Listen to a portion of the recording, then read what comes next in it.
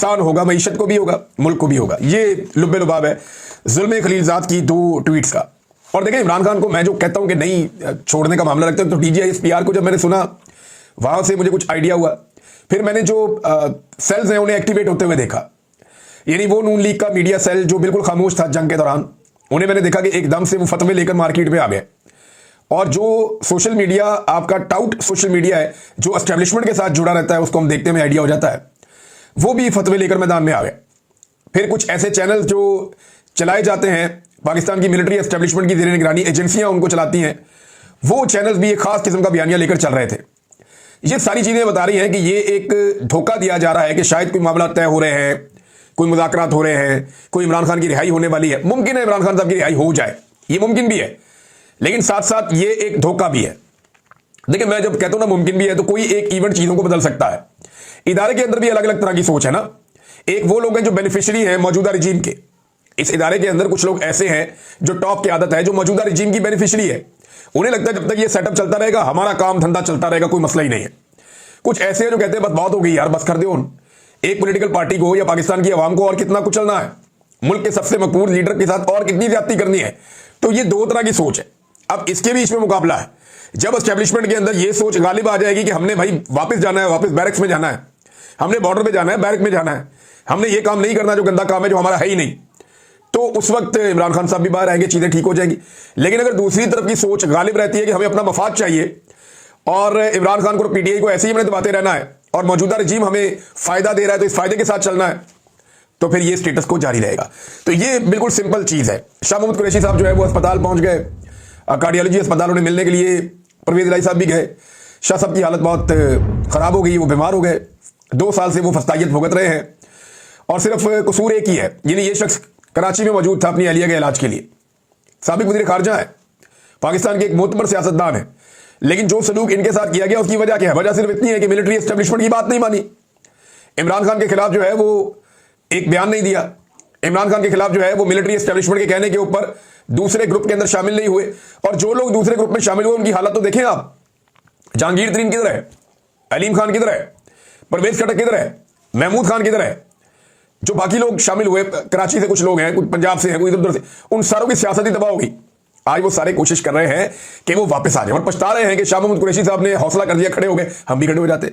अब परवेज इलाही साहब गए, उनको मिलने के लिए उनकी इयादत भी की है, तो PIC में उन्हें दाखिल किया गया है। और मेरी इत्तला के मुताबिक शाह मोहम्मद कुरैशी साहब को और यास्मीन राशिद साहब को जल्दी छूट जाना चाहिए, क्योंकि मेरे पास कुछ इंफॉर्मेशन है और बड़ा दबाव है पाकिस्तान की एस्टेब्लिशमेंट पर भी कि इन्हें छोड़ दिया जाए। लेकिन मियां नवाज शरीफ साहब को प्रॉब्लम यह है कि अगर यास्मीन राशिद साहब बाहर आ जाती हैं तो उनकी सीट खतरे में पड़ेगी, खतरे में नहीं भी पड़ेगी तो वो गंदे होंगे, उनकी सियासत गंदी होगी, ये उनको प्रॉब्लम है। बहरहाल शाह मोहम्मद कुरैशी साहब जो हैं वो अस्पताल में बीमार पड़े हुए हैं, बाकी लोग भी बीमार हैं, यानी एजाज चौधरी साहब की हालत आपके सामने, बुजुर्ग आदमी है। मियां महमूद रशीद साहब को मैं खुद जेल में मिला हूं, उनकी हालत बहुत खराब थी, उन दिनों भी उनका इलाज चल रहा था। उमर चीमा साहब के बाजू फ्रीज हो गए, उन्हें नंगे फर्श में नीचे सर्दी के अंदर लटाते रहे, तो उनकी भी हालत खराब हो गई है। यास्मीन राशिद साहबा जो है वो कैंसर की सर्वाइवर है, उनके साथ जो किया गया इस उम्र में, इस ब्रूटैलिटी का तो कोई और एग्जाम्पल है नहीं जो उनके साथ किया गया। तो हर तरह का जुल्म और ज्यादती हम देख रहे हैं और इमरान खान साहब के केसेस भी नहीं लग रहे हैं। एक तरफ तो ये है ना कि कुछ लोग दावा करें इमरान खान बाहर आने वाले, भी बाहर आना तो पहले केसेस लगाओगे तो बाहर आएंगे ना। ये तो नहीं हो सकता कि एग्जीक्यूटिव ऑर्डर के साथ इमरान खान साहब रिहा होकर बाहर आ जाए, ये तो नहीं हो सकता कि आप एक एग्जीक्यूटिव ऑर्डर जारी करें जी इमरान खान रिहा, वो बाहर आ जाए।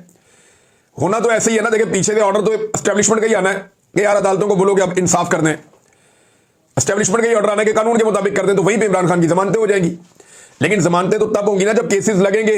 ये खालिद यूसुफ चौधरी साहब ने अभी क्लेम किया दोबारा कि जो इमरान खान साहब के केसेस हैं वो बदस्तूर नहीं लग रहे हैं। अगले हफ्ते के लिए भी अभी तक किसी कॉज लिस्ट के अंदर इमरान खान साहब का नाम नहीं आया। तो जो अपीलें इमरान खान साहब ने की हुई हैं अपने केसेस के खिलाफ, वो अपीलें ही नहीं लग रही हाई कोर्ट के अंदर। अपील लगेगी तो इमरान खान साहब बाहर आएंगे। तो ये भी कहानी है। अभी तक जब मैं आपसे बात कर रहा हूं, जितना मैंने सुना या जितनी चीजें मैंने पढ़ी हैं उसके मुताबिक तो फिलहाल ये कहानी है। नाज़रीन, शाहिद अफरीदी साहब पे पाकिस्तान में बहुत तनकीद हो रही है, उन्होंने आर्मी चीफ साहब को चूम लिया। तो भाई जब आर्मी चीफ साहब को कोई एतराज नहीं है चूमने पे, तो बाकी लोगों को क्या एतराज है कि वो शाहिद अफरीदी साहब पे तनकीद करें कि क्यों चूमा है उन्होंने। भाई वो अपनी इंडिविजुअल कैपेसिटी में कुछ भी करें, उन्हें ये करने का हक है। हाँ, उस जगह पे मैंने एतराज किया था जहां पे वो पीठ में छुरा घूमते हैं कि पहले कहते हैं इमरान भाई, और फिर सारी तनकीद भी इमरान खान पे कर देते हैं, इमरान खान की वाइफ पे कर देते हैं और शहबाज शरीफ को हीरो बना देते हैं। तो वहां मैंने तनकीद की थी, वो जायज थी। कोई किसी को चूमे, कोई कुछ करे, उसके ऊपर किसी किस्म का कोई एतराज नहीं होना चाहिए। ये उन दोनों लोगों का इनफरादी मामला है कि वो आपस में कैसे मिलते हैं, कैसे एक दूसरे के साथ ताल्लुक रखते हैं। और वैसे भी पाकिस्तानी फौज जो है उसने अभी एक लड़ाई जीती है, तो फरते जज्बात के अंदर अगर उन्होंने ये चूमा है तो इससे कोई फर्क पड़ना नहीं चाहिए। लेकिन पाकिस्तानी जो है वो तो मौके की तलाश में रहते हैं, और पाकिस्तान तहरीक इंसाफ के लोग वो तो शाहिद अफरीदी को ये समझते हैं कि क्योंकि ये इमरान खान का दुश्मन बना हुआ है, इसने हर वो मजाक उड़ाया इमरान खान का जो नहीं उड़ना चाहिए था। इमरान खान के पैर पे प्लस्तर बंधा हुआ था टांगों पे, उसका भी इसने मजाक उड़ाया, जहाज के अंदर बैठ के, गाड़ी के अंदर बैठ के। तो शाहिद अफरीदी ने बार बार इमरान खान का मजाक उड़ाया, और शहबाज शरीफ से अभी शील्ड भी वसूल की है हाल ही में। तो यानी मुझे समझ भी नहीं आई वो शील्ड, दो लोगों का मुझे समझ नहीं आया। शहबाज शरीफ ने शाहिद अफरीदी को जो शील्ड दी वो क्यों दी, दूसरा गवर्नर खैबर पख्तूनख्वा ने हकीम लोहापाड़ को जो वो दिया, मेडल बनाया, वो क्यों बनाया। ये दो चीजें मुझे अभी तक समझ नहीं आई। किसी दोस्त के पास इंफॉर्मेशन है तो बता दे। बहरहाल ख्वाजा आसिफ ने जो स्टेटमेंट दिया, ये तो चले थोड़ा सा लाइटर नोट में बात हो गई। ख्वाजा आसिफ ने जो स्टेटमेंट दिया ये बड़ा संजीदा है। ख्वाजा आसिफ ने कहा कि जिन तालिबान के लिए दुनिया भर के इल्जाम हमने बर्दाश्त किए, जिनको सपोर्ट किया, आज वही इसराइल और हिंदुस्तान के साथ खड़े हैं। ये ख्वाजा आसिफ का स्टेटमेंट है। ये बड़ा संजीदा स्टेटमेंट है, लेकिन इसको आप तारीखी बैकग्राउंड के बगैर फिक्स नहीं कर सकते। लेकिन तालिबान का जब आपने साथ दिया तो आपने यह काम शुरू किया रूस के खिलाफ अमेरिका के कहने पर। उसके बदले में आपको डॉलर मिले, आपको रियाल मिले, आपको दिरहम और दिनार मिले, क्योंकि अरब ममालिक जो हैं वहां पे भी एक माहौल बन रहा था, लोग बगावत की तरफ जा रहे थे। तो जितने ऐसे लोग थे जो फाइटर्स थे, अरब ममालिक ने उन सबका रुख कर दिया अफगानिस्तान की तरफ के जाओ और जाकर रशिया से लड़ो। तो अरब ममालिक से बहुत सारे फाइटर्स पाकिस्तान पहुंचे, इनके पास बेशुमार दौलत थी। ये लोग भी आ गए, अमेरिकी डॉलर्स भी आ गए, बहुत सारा पैसा वहां से भी आ गया। तो पाकिस्तान की मिलिट्री एस्टेब्लिशमेंट की मौजें लग गई ज्यादा दौर में, और बहुत सारे लोगों ने बेशुमार पैसा बनाया। आज भी उनके खानदार जो है पैसे के अंदर खेलते हैं, इतना पैसा बनाया। तो ये जो अमेरिकी डॉलर और अरब रियाल हमें मिले थे और दिरहम हमें मिले थे, तब हमने ये तालिबान बनाए थे ना। तो हमने उसके बदले में पैसा कमाया, हम इनको लड़ाते रहे और पैसा कमाते रहे। दूसरा फेज, जब यही तालिबान अमेरिका के दुश्मन बन गए और 9/11 के बाद अमेरिका ने कहा जी अब इनको मारना है, तो फिर हमने अपने मफादात के लिए, कभी IMF का कर्जा लेने के लिए, कभी अमेरिका को खुश करने के लिए, कभी अमेरिका के अताब से बचने के लिए, नेटो का एक इत्तेहादी बनने के लिए, यानी हम नेटो का डायरेक्ट हिस्सा तो नहीं है, नॉन नेटो इत्तेहादी है। तो ये सारी फैसिलिटीज लेने के लिए, दुनिया के अंदर चलने के लिए परवेज मुशर्रफ ने फैसला किया, ठीक है चलो इनके साथ, इनके खिलाफ अब। तो फिर हमने उन्हीं तालिबान को दुश्मन बना दिया, उनको मारना शुरू कर दिया। जब पहली मरतबा हमने गन डाला तब पाकिस्तान में कलाशनकोव कल्चर आया। जब दूसरी मरतबा हमने गन डाला, दोनों मरतबा अमेरिका के कहने पर किया, तो दूसरी मरतबा पाकिस्तान के अंदर क्या आया, दहशतगर्दी आई। और अब जनाब तीसरी मरतबा की बात कर लेते हैं। तीसरी मरतबा जब अफगानिस्तान के अंदर जंग का इख्तिताम हुआ, तो पाकिस्तान को पूरा फोकस करना था अफगानिस्तान के साथ एक मखसूस ताल्लुकात, एक रिलेशन बनाने का, जिससे पाकिस्तान में अमन आता और मामला हमारे कंट्रोल में रहते। लेकिन उस वक्त पाकिस्तान में बदकिस्मती से उसी मिलिट्री एस्टेब्लिशमेंट ने रजीम चेंज कर दिया। यानी तीनों मरतबा मिलिट्री एस्टेब्लिशमेंट का काम है। पहली मरतबा तालिबान बनाए, दूसरी मरतबा तालिबान को दुश्मन बनाया, दहशतगर्द बनाया, उनके साथ लड़े, दोनों मरतबा अमेरिका के कहने पे, और तीसरी मरतबा अमेरिका के कहने पे पाकिस्तान में हुकूमत गिरा दी उनके साथ मिलकर। अब जब हुकूमत गिर गई तो सारा फोकस हो गया पाकिस्तान के इंटरनल मामलात में, अवाम मान ही नहीं रही थी और निगलेक्ट हो गया अफगानिस्तान। इमरान खान बार बार कहते हैं कि आपको अफगानिस्तान का दौरा करना चाहिए था। बिलावल सारी दुनिया घूम कर आया, अफगानिस्तान नहीं गया। इंडिया ने मौके से फायदा उठाया और जो बुरे ताल्लुकात उनके तालिबान के साथ थे उनको ठीक करना शुरू किया। तो यहां पाकिस्तान एक लूजर के तौर पे रहा। हर दौर में लोगों ने अपनी जेब के अंदर पैसा डाला। हर दौर में जो एस्टेब्लिशमेंट के लोग थे उन्होंने जायदादें बनाई, उन्होंने डॉलर्स कमाए, दिरहम और रियाल कमाए, बहुत पैसा बनाया और फायदा उठाया, लेकिन मुल्क को फायदा नहीं हुआ। मुल्क जो है वो एक विलन की तरह वहां पे देखा गया। तो हमारे अफगानों के साथ बेहतरीन ताल्लुकात होने चाहिए थे, जो बदकिस्मती से नहीं है। और ये इसमें किसी और का कसूर नहीं है, हमारा अपना कसूर है। नाज़रीन, अभी हम अपने कसूरों की सजा काटते हैं तो ये एक और खबर है, और ये बड़ी अफसोसनाक खबर है। तहरीक तालिबान पाकिस्तान ने डेरा इस्माइल खान, जो साउथ खैबर पख्तूनख्वा का इलाका है, ये वज़ीर आला अली अमीन गंडापुर का अपना जिला है, जहां से 2 सिक्योरिटी एहलकारों को अगवा किया है, जिनमें सेकंड लेफ्टिनेंट सईद अहमद हैं, जिनका एक वीडियो भी बयान सामने आया। उन्होंने कहा जी इनके मुतालबात तालिबान के माने जाए ताकि मेरी रिहाई हो सके। और उसके बाद जो है वो एक दूसरी तरफ उनके साथ एक FC का एहलकार है इजाज हुसैन, उसे भी अगवा किया गया है और मुतालबात पूरी करने की एक वीडियो भी अब सामने आई है। तो ये बड़ा अफसोसनाक वाकया है। यही तालिबान जिनको पाला गया, जिन्हें गुड तालिबान कहा गया, बैड तालिबान कहा गया, अब वो पाकिस्तानियों के गले पड़े हुए हैं और सिक्योरिटी फोर्सेज के लोगों को पहले भी अगवा करते रहे, अब भी अगवा कर रहे हैं। पाकिस्तान के अंदर एक फस्तायत, एक जुल्म और जबर इनकी तरफ से भी हो रहा है और लगातार कभी भत्ते वसूल किए जाते हैं, कभी रस्ते बंद किए जाते हैं, कभी लूटमार की जाती है और कोई अभी तक इनको रोकने के लिए संजीदा कोशिश मौजूदा दौर में तो मुझे दिखाई नहीं देती। तो यहां पे एक मुकम्मल कोशिश होनी चाहिए, पुलिस को स्ट्रेंथन करना चाहिए, जो लोकल इंतजामिया उसको मजबूत करना चाहिए, और अफगानिस्तान के साथ बात करके इनके खिलाफ जो बॉर्डर एरियाज है वहां पे मुकम्मल तौर पे क्लीन अप करना चाहिए। नाज़रीन, एक और चीज है, जो कीमत चुका रहे हैं ना पाकिस्तान और इंडिया के तनाज़े की, वो लगातार कीमत चुका रहे हैं कश्मीरी नौजवान। महबूबा मुफ्ती ने भी इस पर स्टेटमेंट दिया है और ये साबिक वज़ीर आला रही हैं इंडियन ऑक्युपाइड कश्मीर की। तो अब उन्होंने ये बताया कि 3000 के करीब जो कश्मीरी नौजवान हैं उनको गिरफ्तार किया गया है पहलगाम के बाद से लेकर अब तक।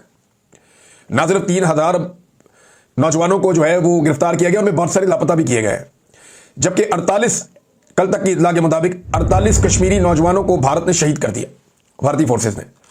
तो लगातार कीमत जो है वो कश्मीरी चुका रहे हैं। पाकिस्तान तो सेलिब्रेशन मोड में चला गया है, भारत जो है वो अग्रेशन मोड में चला गया है। ये दोनों अपने अपने मोड में हैं, लेकिन वहां पे कश्मीरी इसकी कीमत चुका रहे हैं। कश्मीर के बारे में कोई नहीं सोच रहा, उसके बारे में बात करनी चाहिए, सबको आवाज उठानी चाहिए और आलमी सतह पे इस मामले को उजागर करना चाहिए। बिलावल की ड्यूटी लगी है, उम्मीद करते हैं कि बिलावल ये काम कर सके। नाज़रीन, जो एक और खबर है, ये आखिरी खबर मैं आपको दे रहा हूं इस व्लॉग में, ये भी बड़ी अहम खबर है कि जो चीनी हथियार है वो अमेरिका के लिए अब खतरा बन गए हैं। वो कैसे, मैं आपको बताता हूं। देखिए, इससे पहले जो अमेरिकी हथियार है उनका मवाजना रशियन हथियारों के साथ किया जाता था, और दुनिया में जो नेटो के ममालिक हैं या मगरबी ममालिक हैं उनके हथियारों का कोई मवाजना या मुकाबला नहीं होता था। लेकिन जिस तरह खज़ां में पत्ते झड़ते हैं उस तरह गिरे हैं राफेल तैयारे, और ये गिराए हैं J-10C ने PL-15 मिसाइल के साथ। इसने पूरी दुनिया के अंदर जो है वो हलचल मचा दी है। जो दिफाई इंडस्ट्री है पूरी दुनिया की वो हिलकर रह गई है कि चाइना अपनी हथियारों की दौड़ में खामोशी से इतना आगे कैसे निकल गया। लेकिन ऑटोमोबाइल में वो दुनिया में बहुत आगे निकल गया है, बहुत तेजी से उसकी गाड़ियां पूरी दुनिया में फैल रही हैं, और अब वो ये सोच रहे हैं कि अगले 10-20 साल में जब हर तरफ इलेक्ट्रिक गाड़ियां आएंगी तो चाइना सबसे बड़ी मार्केट हो जाएगा। फिर इसी तरह चाइना जो है वो आईटी के अंदर या आर्टिफिशियल इंटेलिजेंस में या इंफ्रास्ट्रक्चरल डेवलपमेंट जो है उनमें, यानी दुनिया के हर शोबे के अंदर चाइना आगे जा रहा था। अब दिफाई नुक्ता नजर से उसने दुनिया को सरप्राइज कर दिया इस लड़ाई में, और अब जो चाइना का मवाजना है वो अमेरिकी हथियारों के साथ किया जा रहा है कि किसी और के हथियार चाइना के हथियारों का मुकाबला नहीं कर रहे। अमेरिकी हथियारों के साथ जब आप मवाजना करते हैं चाइना के हथियारों का, तो F-16 अमेरिका का एक ऐसा तैयारा है जो सारी दुनिया खरीदती है, तो F-16 से बेहतर करार दिया जा रहा है J-10C को। जबकि जो अमेरिका का दुनिया का नंबर 1 तैयारा है, जो महंगा तरीन तैयारा अमेरिका बेचता है, वो है F-35। ये इस वक्त अमेरिकन फौज के जरिए इस्तेमाल है, और वो ये कहते हैं कि ये नंबर 1 तैयारा। अब F-35 के मुकाबले में J-35 एक ऐसा तैयारा चाइना लेकर आ रहा है जो 5th जनरेशन तैयारा है, और जो मॉडर्न लड़ाई है एयरफोर्स की उसके अंदर वो सारी काबिलियत रखता है, बल्कि उसके पास कुछ इजाफी खूबियां हैं जो अमेरिकन तैयारे के पास नहीं है। तो अब दिफाई नुक्ता नजर से जो चाइना की इंडस्ट्री है वो अमेरिका की इंडस्ट्री के लिए और मगरबी ममालिक की इंडस्ट्री के लिए खतरा बन गई है, और ये बात जर्मनी ने भी कह दी है कि इस मैदान में अब आप इस तरह चाइना का मुकाबला नहीं कर सकते। अमेरिका को और दुनिया को कुछ नया करना पड़ेगा। यहां पे देखें ना, जो एक नया इत्तेहाद बन सकता है, मैं बहुत अरसे से उसके बारे में बात करता चला आया हूं कि चाइना, रशिया, पाकिस्तान और बाकी आसपास के खित्ते के तमाम ममालिक, सेंट्रल एशियन ममालिक या जो यूरोपीय ममालिक हैं, फर्दर वो भी साथ शामिल हो जाएंगे, क्योंकि यूरोप का जो है वो डिस्टेंस चाइना से या एशिया से इतना ज्यादा नहीं है। यहां से आप ईरान के रास्ते जा सकते हैं, तुर्की के रास्ते जा सकते हैं, जमीनी और समुद्री रास्ते इख्तियार किए जा सकते हैं। तो ये एक अलायंस मैं माजी में भी बताता रहा हूं कि सेंट्रल एशियंस, ईस्ट एशियंस, ये सारे मिलके एक बड़ा अलायंस बना सकते हैं। लेकिन यहां पे रुकावट सिर्फ एक मुल्क है, जो भारत है। अगर भारत होश के नाखून ले तो इस खित्ते में आबादी भी सबसे ज्यादा है, मैन पावर भी सस्ती है, मार्केट भी सबसे बड़ी है, और टेक्नोलॉजी भी बहुत तेजी से आगे बढ़ रही है।